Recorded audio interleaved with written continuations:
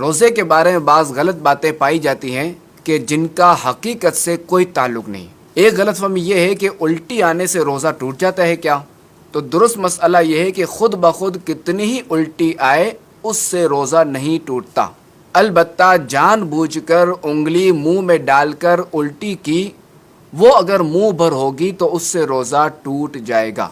ایک اور غلط فہمی کہ بحالت روزہ احتلام ہو جائے تو اس سے روزہ ٹوٹ جاتا ہے۔ درست مسئلہ یہ ہے کہ روزے کی حالت میں احتلام ہونے سے روزہ نہیں ٹوٹتا۔ تیسری غلط فہمی، کچھ لوگ سمجھتے ہیں کہ تھوک یا بلغم نگل جانے سے روزہ ٹوٹ جائے گا یا مکروہ ہوگا، اسی بنا پر وہ بار بار تھوکتے رہتے ہیں۔ درست مسئلہ یہ ہے کہ تھوک اور بلغم منہ میں نگلنے سے روزہ نہیں ٹوٹتا۔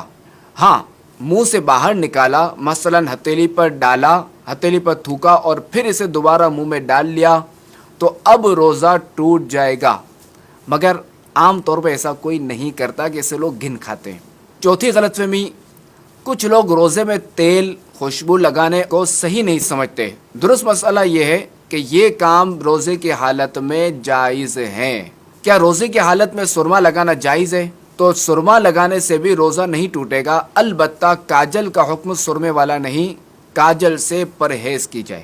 پانچویں غلط فہمی، رمضان میں سحری میں آنکھ نہ کھلی اور سحری کھانا چھوٹ جائے تو اب روزہ نہیں ہوتا۔ تو درست مسئلہ یہ ہے کہ سحری روزے کے لیے شرط نہیں بلکہ سنت ہے۔ رات میں نیت کر لی جائے یا پھر زوال کا وقت شروع ہونے سے پہلے نیت کر لی جائے تب بھی ٹھیک ہے، لیکن سحری کا وقت ختم ہونے کے بعد نیت کی جائے تو تین چیزیں خاص مد نظر رکھنی چاہیے۔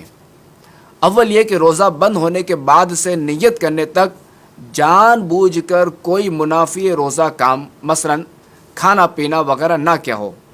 دوسرا یہ کہ یہ نیت کرے کہ میں روزہ بند ہونے کے وقت سے روزے سے ہوں۔ تیسرا یہ کہ زوال کا وقت شروع ہونے کے بعد نیت نہیں ہو سکتی۔ چھٹی غلط فہمی، رات میں غسل فرض ہو جائے تو اب روزہ شروع ہونے کے بعد کلی یا ناک میں پانی افطار کے وقت ہی ڈالیں گے۔ تو درست مسئلہ یہ ہے کہ روزہ شروع ہونے سے پہلے غسل فرض ہو یا روزے میں احتلام ہو جائے تو غروب کا انتظار نہیں کریں گے کہ روزے کی حالت میں نہانا ہو، تب بھی غسل کے تمام فرائض ادا کیے جائیں گے کہ غسل میں کلی کرنا اور ناک میں نرم حصے تک پانی پہنچانا فرض ہے۔ اس کے بغیر نہ غسل اترے گا نہ ہی نمازیں ہوں گی۔ اور یاد رہے کہ روزہ ہو تو غرغرہ نہیں کریں گے، اور عام دنوں میں بھی غرغرہ غسل کا فرض یا کلی کا حصہ نہیں